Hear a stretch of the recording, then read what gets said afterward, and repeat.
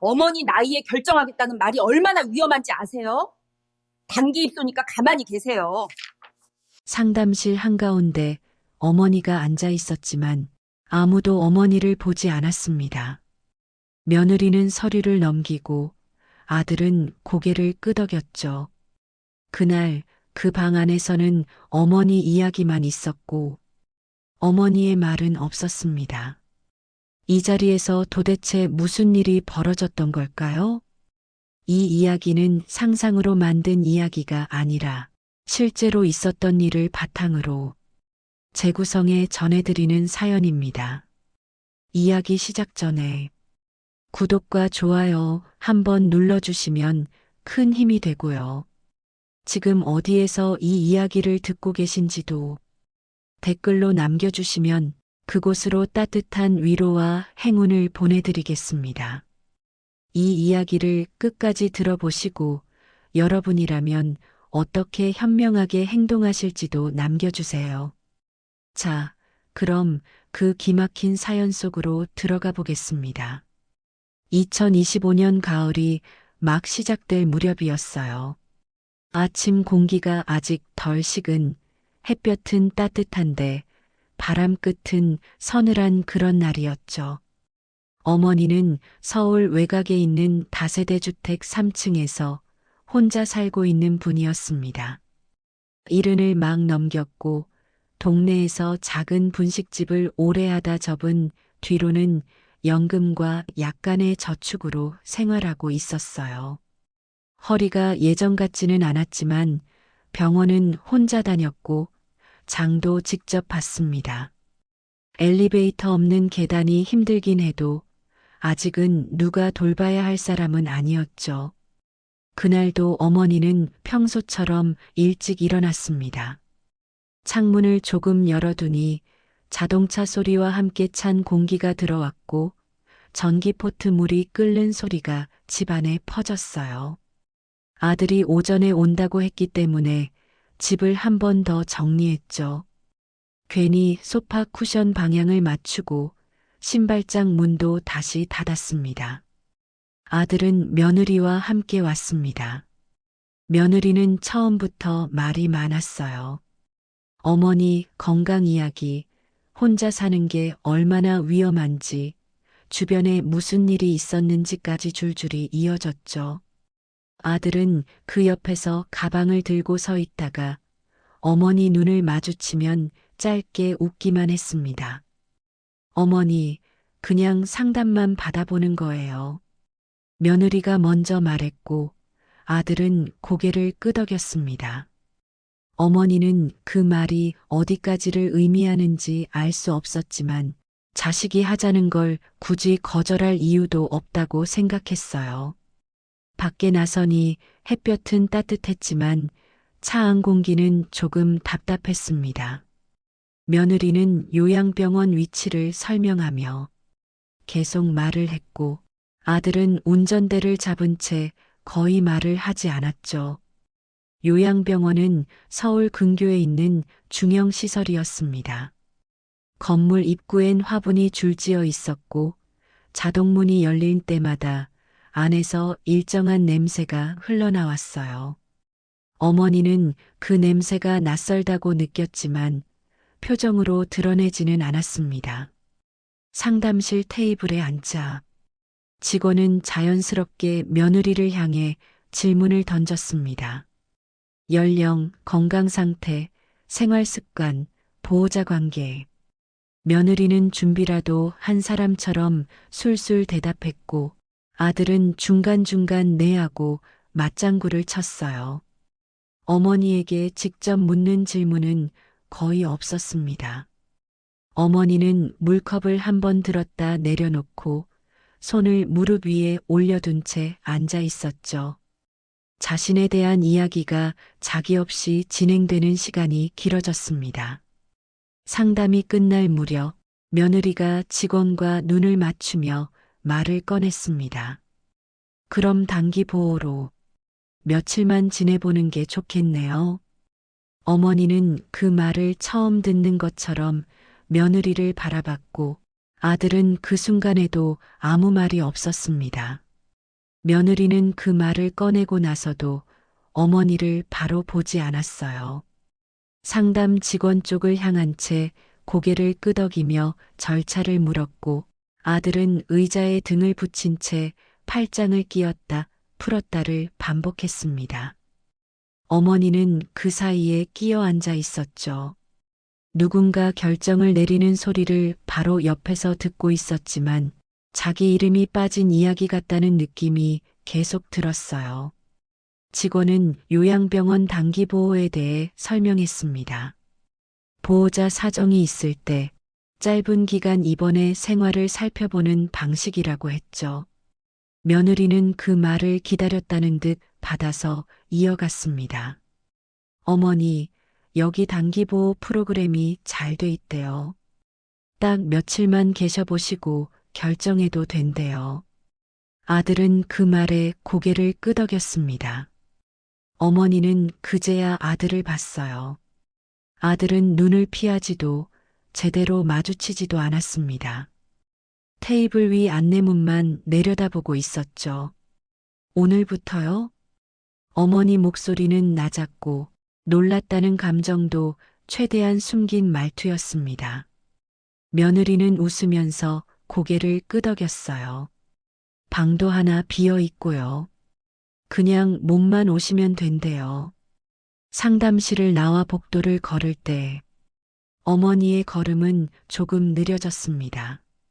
바닥은 미끄럽지 않았고 손잡이도 잘 닦여 있었지만 이곳이 병원이라는 사실이 그제야 발밑에서부터 느껴졌어요. 창문은 닫혀 있었고 바깥 공기 대신 일정한 온도의 바람만 돌고 있었죠. 차로 다시 집으로 돌아가는 동안 아무도 말을 하지 않았습니다. 라디오에서 낮은 목소리가 흘렀고 며느리는 휴대전화로 누군가와 메시지를 주고받고 있었어요. 어머니는 창밖을 보며 지나온 길을 눈에 담았습니다. 혹시라도 혼자 나와야 할 상황을 대비해서였죠. 집에 도착하자 며느리는 준비해온 것처럼 작은 가방을 꺼냈습니다. 속옷 몇 벌, 세면도구, 약 봉투.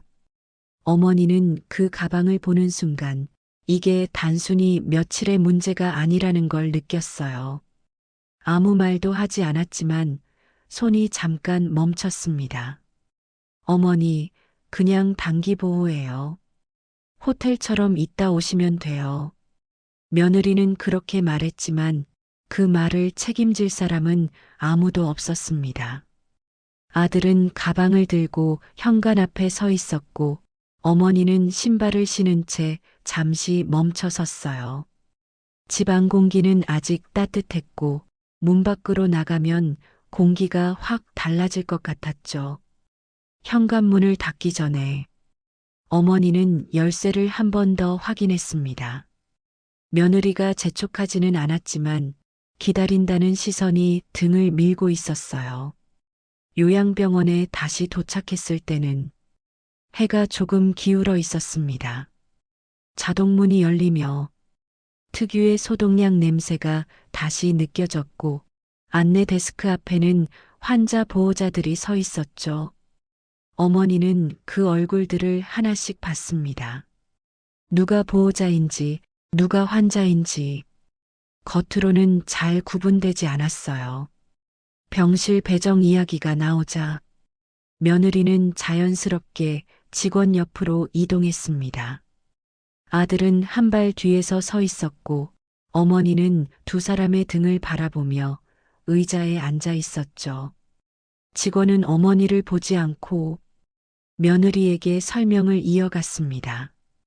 그때까지도 어머니는 이곳에 들어오는 결정이 완전히 자기 손을 떠났다고는 생각하지 않았어요. 아들이 바로 옆에 있었고 단기보호라는 말이 계속 귀에 남아 있었으니까요. 며칠 지나면 아무 일 없었다는 듯 다시 집으로 돌아갈 수 있을 거라고 스스로에게 계속 말하고 있었습니다. 병실은 4명이 함께 쓰는 구조였습니다. 커튼이 반쯤 내려와 있었고 창문은 조금도 열리지 않았어요. 바깥 날씨를 확인하려면 벽에 걸린 전자시계를 봐야 했습니다. 온도는 일정했고 공기는 차갑지도 덥지도 않았지만 숨을 길게 쉬고 나면 병원이라는 게 분명히 느껴졌죠. 직원은 침대 옆 서랍을 가리키며 사용 방법을 설명했습니다. 약은 정해진 시간에만 나오고 식사는 알람에 맞춰 이동해야 한다고 했어요. 말은 친절했지만 속도는 빨랐습니다. 어머니가 한 번 더 물으려 하자 직원은 다 안내문에 적혀 있다고 말하며 벽 쪽 종이를 손으로 짚었어요. 글씨는 작았습니다. 어머니는 자연스럽게 고개를 앞으로 숙였고 잠깐 읽다가 눈을 비볐죠. 그 모습을 본 직원은 말없이 다음 설명으로 넘어갔습니다. 가방 정리를 하려는데 직원이 휴대전화를 보더니 손을 내밀었습니다. 이번 기간 동안은 분실 우려 때문에 보관한다는 설명이었어요. 어머니는 잠깐 망설이다가 아들에게 전화라도 해야겠다고 말하려 했지만 이미 며느리는 병실 밖으로 나가고 없었습니다. 단기보호라 금방 나가실 거예요. 직원은 그렇게 말하며 휴대전화를 받아갔습니다.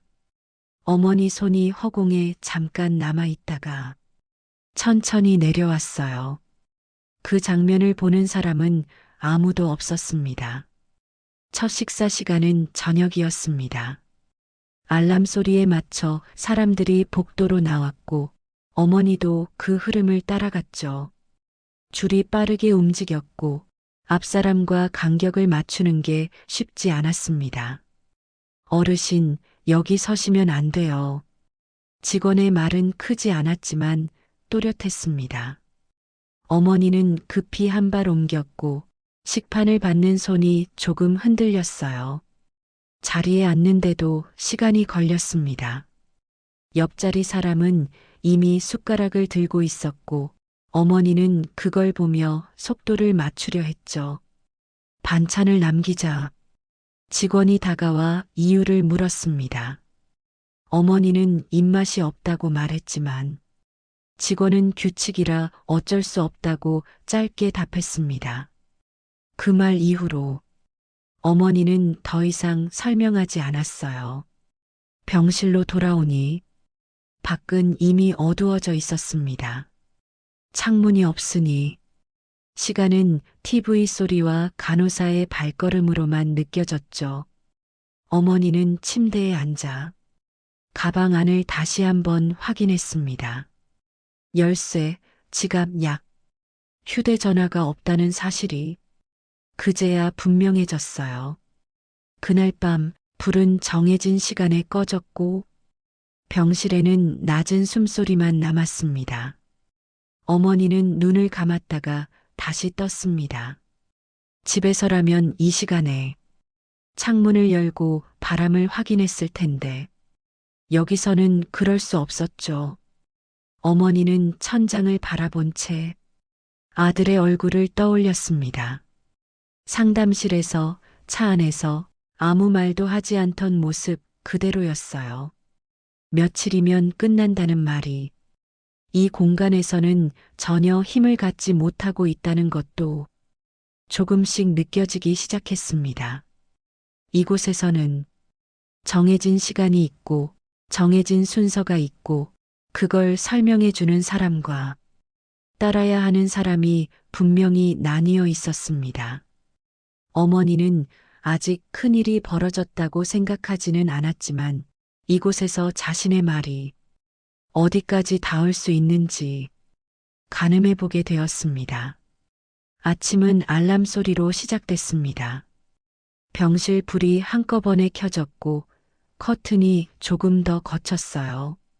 어머니는 바로 일어나지 못하고 잠시 누워 있다가 주변 사람들이 움직이는 소리를 듣고서야 몸을 일으켰습니다. 집에서는 눈을 뜨면 먼저 시계를 봤는데 여기서는 그럴 틈도 없었죠.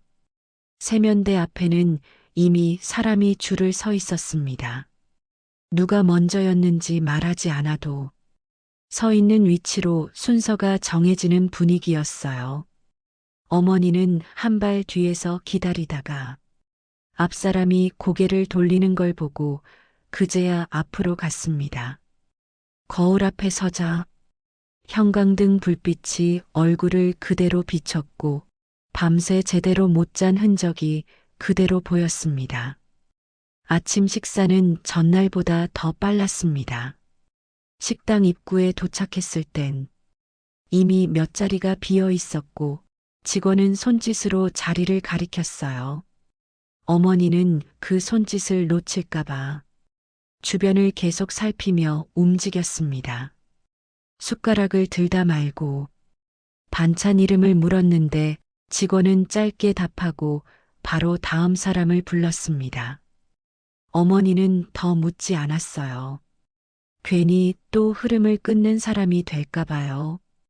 식사가 끝난 뒤에는 간단한 프로그램이 있다고 했습니다. 복도 끝에 있는 공간으로 이동하라는 안내였죠. 문 앞에는 출입 체크 기계가 있었고 직원이 보호자 이름을 확인하며 버튼을 눌렀습니다. 어머니는 그 과정을 보며 예전에 은행 ATM 앞에서 글씨가 작아 화면을 가리던 기억이 잠깐 스쳤어요. 그때도 줄이 길어지면 괜히 손이 빨라졌죠. 프로그램은 길지 않았습니다. 의자에 앉아 손을 움직이고 간단한 질문에 고개를 끄덕이는 정도였어요. 어머니는 따라가려 했지만 속도가 맞지 않을 때가 있었습니다. 그럴 때마다 직원이 다가와 말했습니다. 어르신, 지금 순서 아니에요. 그 말은 크지 않았지만 여러 번 반복됐습니다. 어머니는 그때마다 아, 네 하고 짧게 답했고 점점 손을 무릎 위에 올려둔 채 움직이지 않게 됐죠. 괜히 또 주의를 받을까 봐서였습니다. 점심 무렵이 되자 어머니는 조금 지쳤습니다. 집에 있을 때는 이 시간쯤 시장에 다녀오거나 TV를 켜두고 쉬고 있었을 텐데 여기서는 가만히 있어도 계속 따라야 할 게 생겼어요. 병실로 돌아오는 길에 직원이 약 봉투를 확인하며 설명을 했습니다. 어머니는 고개를 끄덕였지만 말을 다 이해하지는 못했어요. 다시 묻고 싶었지만 직원의 발걸음이 이미 다음 침대로 향하고 있었습니다.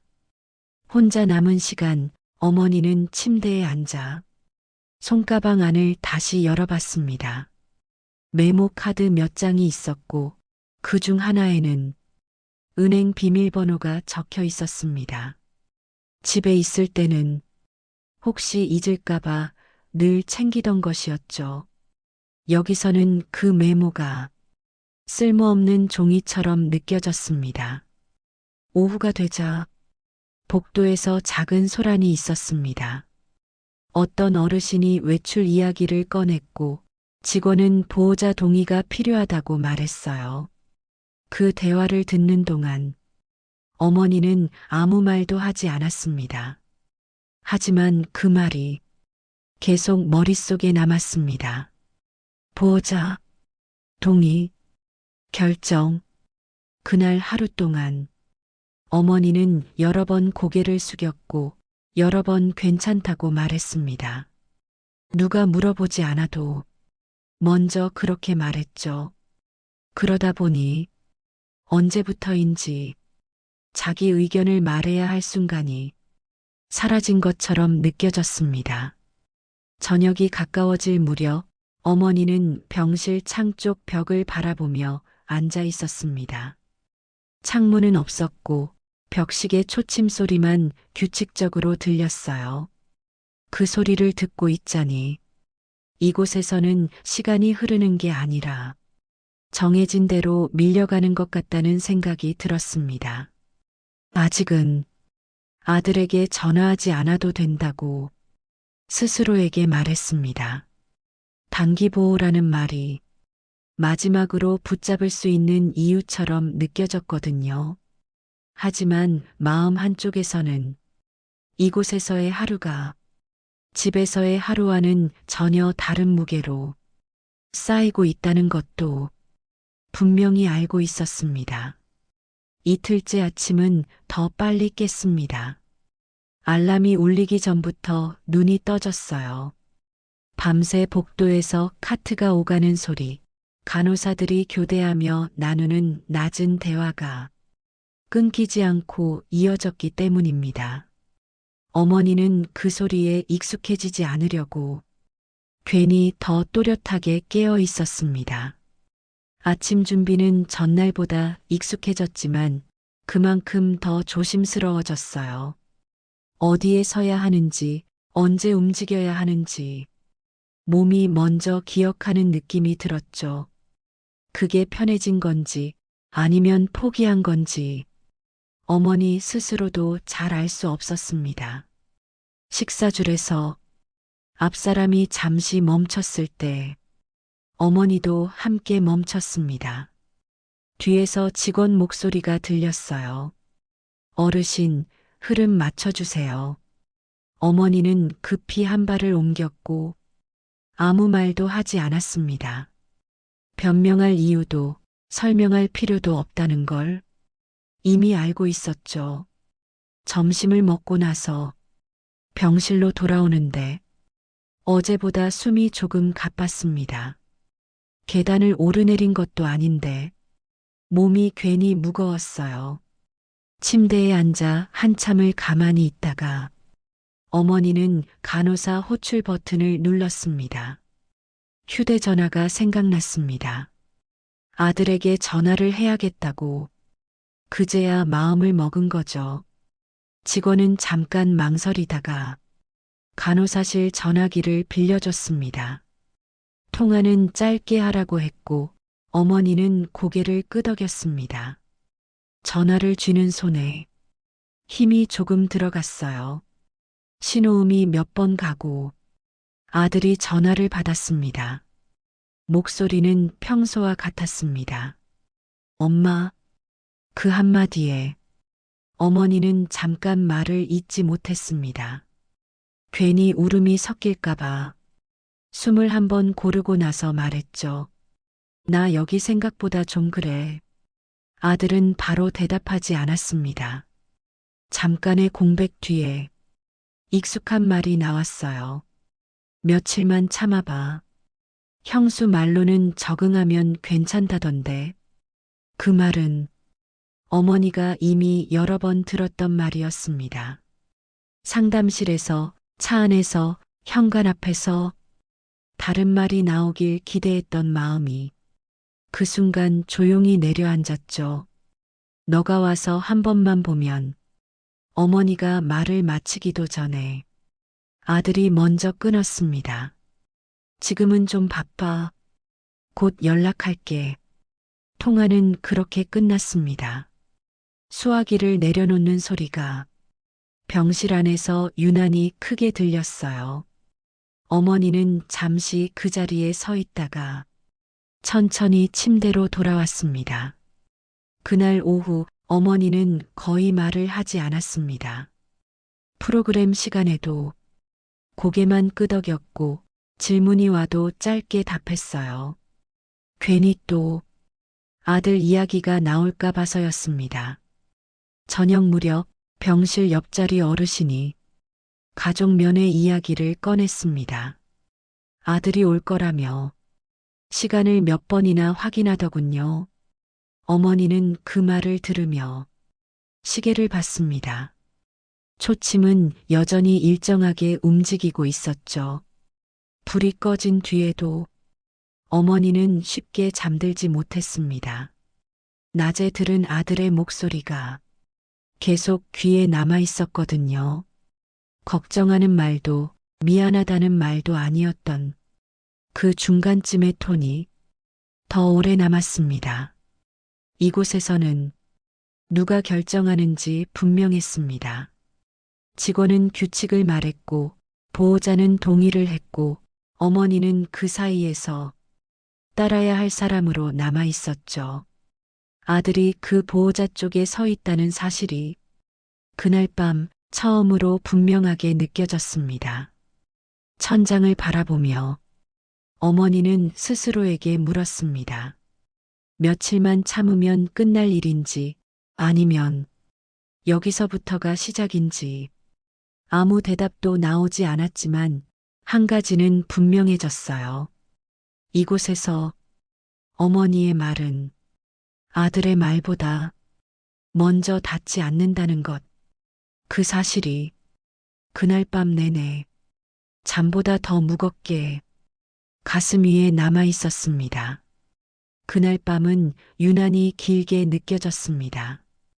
불이 꺼진 뒤에도 복도 끝에서 발소리가 끊이지 않았고 카트 바퀴가 바닥을 긁는 소리가 일정한 간격으로 지나갔어요. 어머니는 눈을 감았다 떴다를 반복하다가 결국 상체를 조금 일으켰습니다. 잠이 오지 않았고 잠이 와서 해결될 일도 아니라는 생각이 들었죠. 옆자리 어르신은 이미 깊이 잠든 듯 했습니다. 숨소리는 고르고 몸은 거의 움직이지 않았어요. 커튼을 살짝 걷고 보니 병실 안은 생각보다 더 어두웠습니다. 집에서는 이 시간에 TV를 끄고 창문을 한 번 더 확인하곤 했는데 여기서는 확인할 게 아무것도 없었죠. 어머니는 침대 옆 서랍을 열었습니다. 낮에는 그냥 지나쳤던 서류 봉투가 그 안에 있었습니다.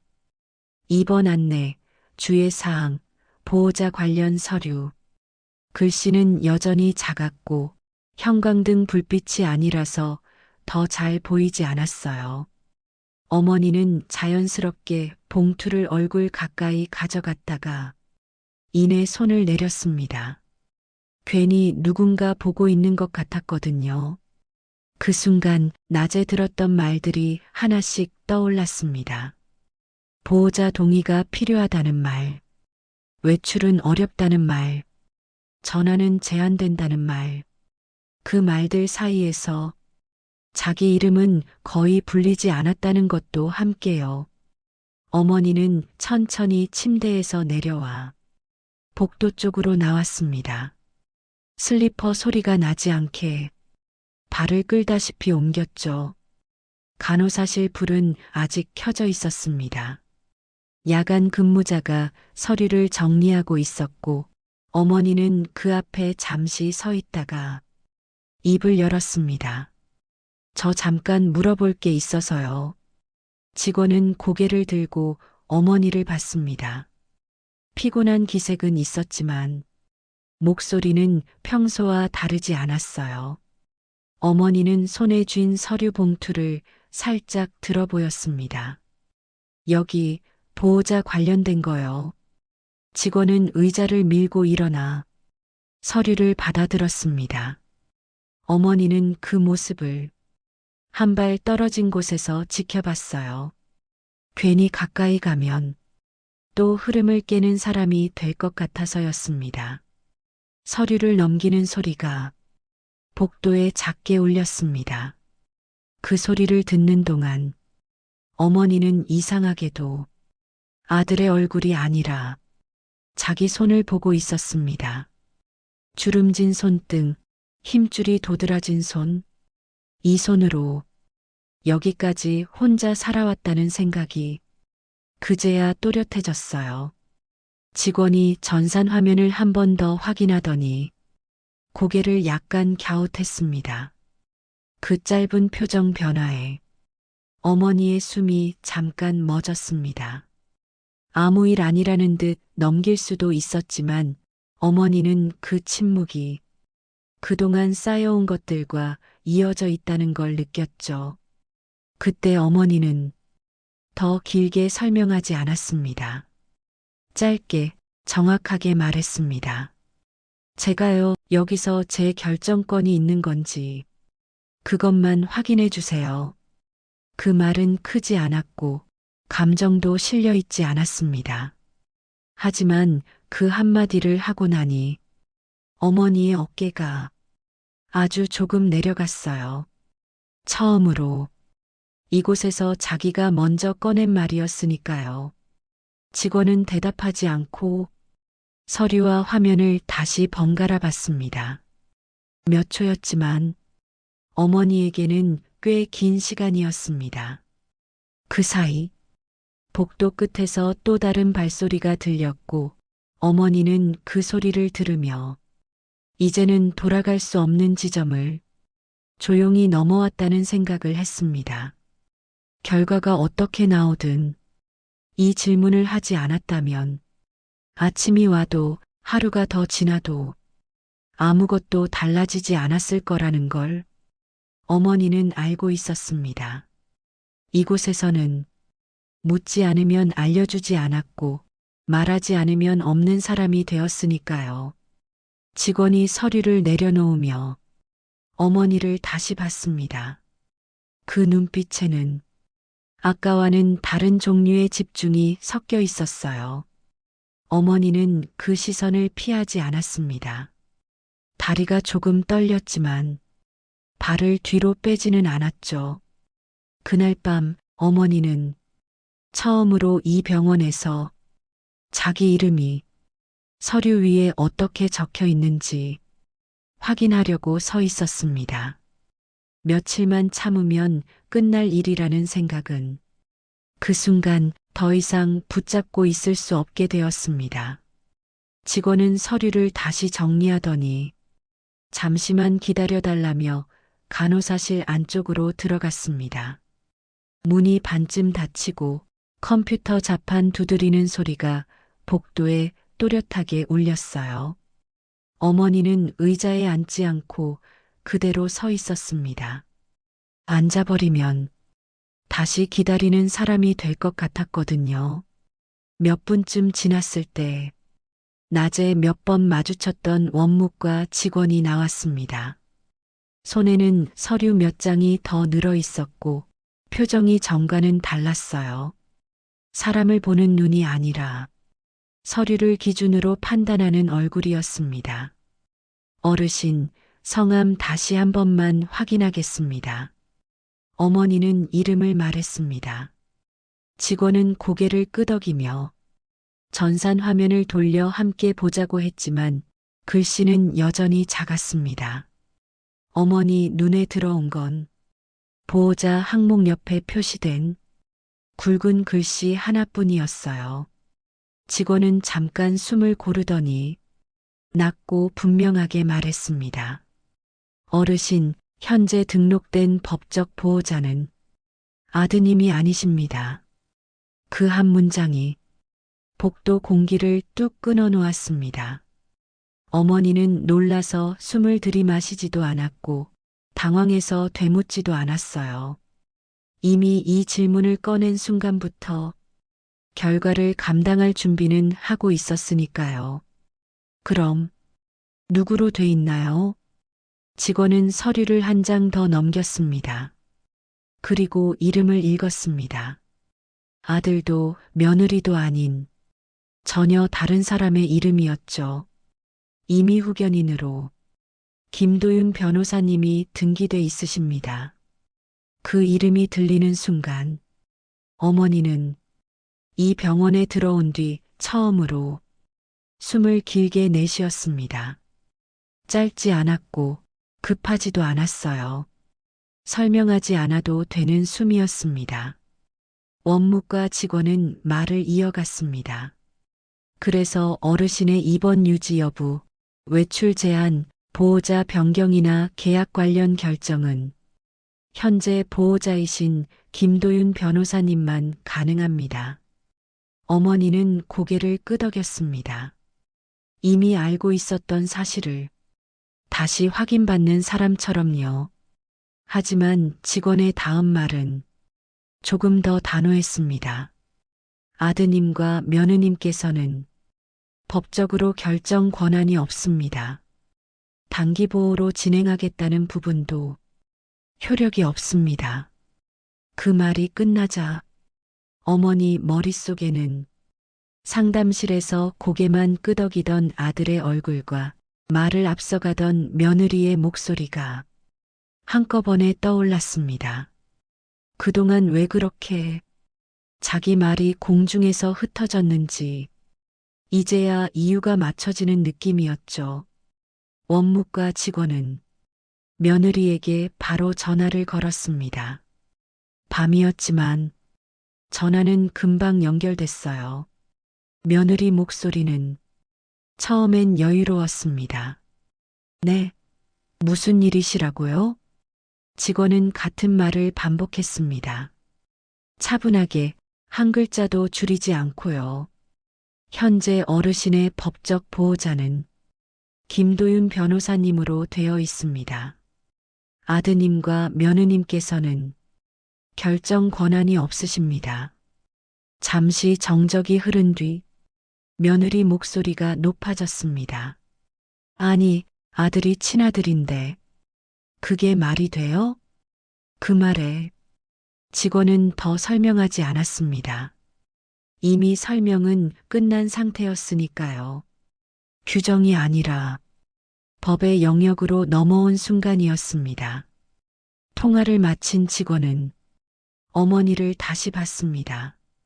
이제는 환자를 보는 눈이 아니라 결정권자를 대하는 시선이었어요. 어르신, 지금 바로 퇴원 조치도 가능하시고요. 후견인 분께 연락드릴까요? 그 질문을 듣는 순간 어머니 손이 아주 잠깐 떨렸습니다. 하지만 목소리는 흔들리지 않았어요.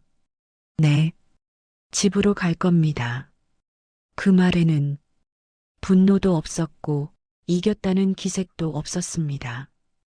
그저 원래 있어야 할 자리로 돌아가겠다는 뜻뿐이었죠. 병실로 돌아가는 길, 어머니는 처음으로 복도를 똑바로 걸었습니다.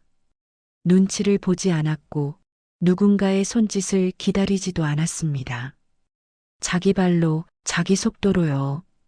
그날 밤 어머니는 이 병원에서 처음이자 마지막으로 머무는 사람이 아니라 결정하는 사람이 되어 있었습니다. 그날 병원에서 공기가 달라진 이유는 무엇일까요? 며느리가 당황한 것도, 직원들의 말투가 갑자기 단정해진 것도, 어머니가 무언가를 새로 요구해서가 아니라 이미 오래전에 정리돼 있던 한 장의 서류가 이제야 제대로 읽혔기 때문이었어요. 어머니가 김도윤 변호사를 처음 만난 건 요양병원 이야기가 나오기 훨씬 전이었습니다. 아들이나 며느리에게는 굳이 말할 필요가 없다고 생각했던 시기였죠. 그때도 특별한 사건이 있었던 건 아니었어요. 은행 창구에서 통장을 정리하다가 며느리가 자연스럽게 말을 꺼냈습니다. 어머니, 요즘은 다 한 통장으로 관리해요. 혹시 모르니까 저랑 아들이 같이 보면 편하고요. 말투는 부드러웠지만 어머니는 그 순간 질문이 아니라 방향 제시라는 걸 느꼈습니다. 거절하면 이유를 설명해야 할 것 같았고 설명하는 순간 자기 형편을 하나씩 꺼내 놓아야 할 것 같았죠. 어머니는 그날 집에 돌아와 서랍을 열었습니다. 한 통장이 아니라 여러 통장이 들어있던 서랍이었어요. 분식집을 하며 나눠두었던 돈, 임대 보증금 일부, 혹시 모를 상황을 대비해 따로 빼두었던 현금성 자산들. 크게 자랑할 만큼은 아니어도 누군가 대신 관리하겠다고 나설 정도는 됐습니다. 며느리는 그 이후로도 비슷한 말을 몇 번 더 했습니다. 요즘 보이스피싱 많대요. 어르신들 혼자 관리하면 위험하대요. 걱정처럼 들렸지만 어머니는 그 말들이 자기 손에서 뭔가를 떼어내려는 순서처럼 느껴졌습니다. 그래서 어머니는 아무 말도 하지 않았습니다. 의심한다는 티도 거절한다는 말도 꺼내지 않았어요. 대신 동네에서 오래 알던 사람에게 조용히 물었습니다. 나중에 혹시 내가 판단 못하게 될까봐 그런데 미리 해둘 수 있는 게 있나? 그렇게 연결된 사람이 김도윤 변호사였습니다. 어머니는 변호사 사무실에서 요양병원 이야기도 며느리 이야기도 길게 하지 않았어요. 다만 자기 재산을 직접 설명하고 한 가지만 분명히 했습니다. 나는 아직 멀쩡한데 혹시라도 내 말이 안 먹히는 순간이 올까 봐요. 김도윤 변호사는 차분하게 제도를 설명했습니다. 대한민국 법에서 본인이 판단할 수 있을 때 미리 후견인을 정해두는 임의후견 제도라는 게 있다고요. 본인이 원할 때만 발동되고 본인이 지정한 사람 외에는 아무도 재산이나 거주를 결정할 수 없게 만드는 방식이라고 했습니다. 어머니는 그 자리에서 바로 결정하지 않았습니다. 집으로 돌아와 며칠을 더 생각했어요. 아들을 떠올렸고 며느리를 떠올렸고 자기 혼자였던 시간을 떠올렸습니다. 그리고 결국 다시 변호사 사무실로 갔습니다. 임의후견 계약서는 어머니 본인 의사로 작성됐고 공증을 거쳐 후견 등기까지 마쳤습니다. 후견인은 김도윤 변호사. 조건도 분명했습니다. 어머니가 요청하거나 의료기관에서 판단이 필요한 경우에만 개입한다는 내용이었죠. 재산관리, 거주 결정, 입원 여부는 모두 후견인을 통해서만 가능하도록 했습니다. 그래서 며느리와 아들은 법적으로 할 수 있는 게 없었습니다. 아들이 친아들이라는 사실은 감정의 문제였지 권한의 근거는 아니었어요. 어머니가 멀쩡한 상태에서 법적으로 보호자를 지정해 둔 이상 그 결정을 뒤집을 방법은 없었습니다. 어머니는 그 모든 과정을 집안에 알리지 않았습니다. 괜히 갈등을 만들고 싶지 않았고 아들이 상처받는 것도 원하지 않았죠. 다만 자기 손에서 자기 인생이 빠져나가지 않도록 미리 선만 그어둔 것이었습니다. 요양병원에서 보호자 서류를 꺼내달라고 했을 때 어머니는 그 서류가 있다는 걸 알고 있었습니다. 다만 그 이름이 불리는 순간까지 굳이 앞서 말하지 않았을 뿐이었죠. 눈치챘다는 걸 끝까지 숨긴 채로요. 그래서 그날 밤 며느리의 계획은 도덕적으로 무너진 게 아니라 법적으로 막혔고 아들의 침묵은 변명의 여지 없이 책임으로 돌아갔습니다. 어머니는 누군가를 벌주기 위해 그 제도를 쓴 게 아니었습니다. 그저 아직 자기 인생을 스스로 결정할 수 있을 때 그 권리를 서류로 남겨두었을 뿐이었습니다. 퇴원 절차는 거의 끝나가고 있었습니다. 서류에 사인을 하고 약 봉투를 건네받는 사이 복도 끝에서 급한 구두 소리가 들렸어요. 이번엔 아들이 아니라 며느리였습니다. 며느리는 숨이 약간 찬 얼굴로 다가왔고 어머니를 보자마자 직원보다 먼저 말을 꺼냈습니다. 지금 뭐 하시는 거예요? 물어보는 말투가 아니었습니다. 막으려는 말이었죠. 원무과 직원이 한 발 앞으로 나섰습니다. 어르신 퇴원 절차 진행 중입니다. 그 말에 며느리 얼굴이 굳었습니다. 아들을 힐끗 보더니 목소리를 낮췄어요. 아니, 이건 우리가 결정해야 하는 거잖아요. 아들을 가리키며 말했지만 아들은 끝내 입을 열지 못했습니다. 그 침묵이 며느리를 더 자극했죠. 어머니, 이러시면 나중에 진짜 후회하세요. 그 말이 나오자 어머니는 그제야 며느리를 똑바로 봤습니다. 그리고 아주 천천히 말했어요. 나 처음에 내가 나 걱정해서 그러는 줄 알았다. 며느리는 아무 말도 하지 않았습니다. 근데 병원 얘기 나오기 전에 내가 제일 먼저 꺼낸 게 뭔지 아니? 어머니는 하나씩 짚어갔습니다. 아프냐는 말보다 통장 얘기가 먼저 나왔고 혼자 두면 위험하다는 말은 그 다음이었어. 복도에 있던 사람들이 조용해졌습니다. 그래서 그때 알았다. 이건 내 몸 걱정이 아니라 내 손에 있는 거 누가 관리할 건지 그 얘기라는 걸.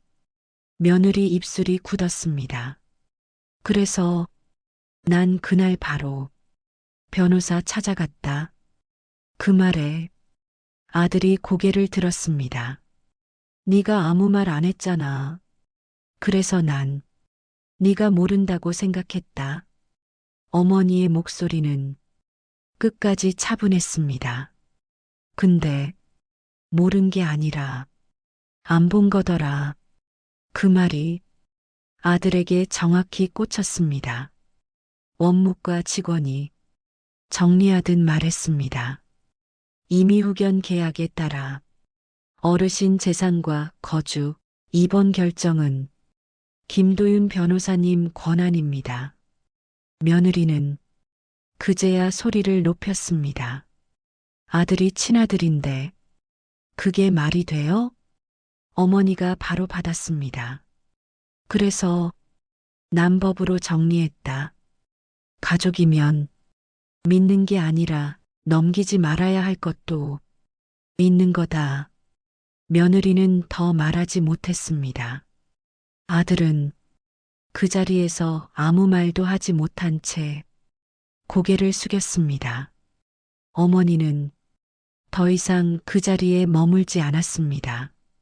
자동문을 향해 걸어가며 마지막으로 말했어요. 난 니들 벌 주려고 그런 거 아니다. 내 인생 내가 끝까지 들고 있으려고 그랬다. 문이 열리고 차가운 밤 공기가 들어왔습니다. 어머니는 그 공기를 깊게 들이마신 뒤 차에 올랐습니다. 그날 밤 어머니는 집으로 돌아갔습니다. 며느리는 아무것도 얻지 못한 채 병원에 남았고 아들은 침묵의 값이 얼마였는지 처음으로 실감하고 있었습니다. 집에 도착했을 때는 밤 공기가 완전히 내려앉아 있었습니다. 현관불을 켜자 익숙한 신발장이 보였고 어머니는 잠시 그 앞에 서 있었습니다. 요양병원에서 나올 때도 울지 않았는데 그 순간에야 숨이 조금 가빠졌어요. 그래도 신발을 벗고 집 안으로 들어왔습니다. 이곳은 여전히 어머니가 결정하는 공간이었으니까요. 다음 날 아침 어머니는 김도윤 변호사에게서 전화를 받았습니다. 병원에서 있었던 일은 이미 전달됐고 추가로 정리할 사항이 있는지만 확인하는 전화였죠. 어머니는 짧게 말했습니다. 그대로 두세요. 보호자를 바꾸지도 않았고 조건을 완화하지도 않았습니다. 이미 충분했으니까요. 며칠 뒤 아들이 혼자 집을 찾았습니다. 이번에는 며느리 없이였어요. 초인종을 누르기까지 꽤 오래 서 있었다는 게 문을 열자마자 느껴졌습니다. 아들은 거실에 서서 쉽게 앉지 못했습니다. 어머니가 먼저 말했어요. 앉아라. 그제야 아들은 소파 끝에 조심스럽게 앉았습니다. 눈은 계속 바닥을 보고 있었죠. 엄마 아내랑은 많이 싸웠어. 어머니는 그 말에 놀라지도 묻지도 않았습니다. 이미 예상하고 있었으니까요. 아들은 한참을 망설이다가 결국 입을 열었습니다. 돈 얘기부터 하더라. 왜 그렇게까지 했냐고 물었는데 네가 가만히 있어서 될 줄 알았대. 그 말은 변명도 아니고 고백에 가까웠습니다. 어머니는 잠시 창밖을 봤다가 천천히 말했습니다. 그래. 그래서 네 목도 거기까지였던 거다. 아들은 고개를 들었습니다. 그 말이 무슨 뜻인지 이미 알고 있는 얼굴이었어요.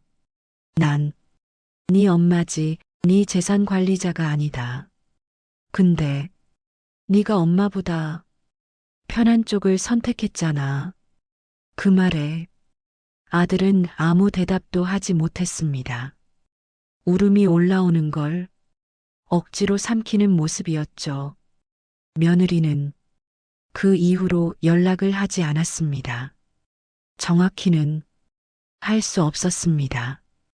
통장도 서류도 어떤 결정에도 이름이 들어갈 자리가 없었으니까요. 시댁에서는 자연스럽게 거리가 생겼고 아들 역시 그 선택의 결과를 혼자 감당하게 됐습니다. 어머니는 그 누구에게도 복수하지 않았습니다. 고소하지도 않았고 험한 말을 퍼붓지도 않았어요. 대신 자기 인생에서 넘길 수 없는 것들을 확실하게 붙잡았을 뿐입니다. 재산은 여전히 어머니 이름으로 남았고 모든 결정은 후견인을 통해서만 진행됐습니다. 며느리가 노렸던 건 하나도 손에 쥐지 못했고 아들은 침묵의 값이 얼마나 무거운지 시간으로 배워가고 있었습니다. 어머니는 예전과 다름없이 시장을 다녔고 병원도 혼자 다녔습니다. 달라진 게 있다면 누군가 대신 결정해 주겠다는 말에 웃지 않게 됐다는 것뿐이었죠. 어느 날 어머니는 혼잣말처럼 이렇게 말했습니다. 가족이라고 해서 다 맡기면 안 되는 게 있더라. 그 말에는 원망도 미련도 없었습니다. 그저 늦게 배운 사실 하나였죠. 사람은 악해서 무너지는 게 아니라 넘지 말아야 할 선을 넘어서 무너집니다. 그리고 선은 감정이 아니라 태도로 지켜야 한다는 것도 어머니는 이번에 분명히 알게 됐습니다. 이 이야기를 어떻게 들으셨나요? 이 이야기는 누군가의 상상에서 만들어진 이야기가 아니라 실제로 있었던 일을 조금 다듬어 전해드린 사연입니다. 그래서 더 불편하고 그래서 더 외면하기 어려운 이야기이기도 하죠. 지금 어디에서 이 사연을 듣고 계신지도 댓글로 남겨주시면 그곳으로 따뜻한 위로와 행운을 보내드리겠습니다. 끝까지 들어주셔서 정말 고맙습니다.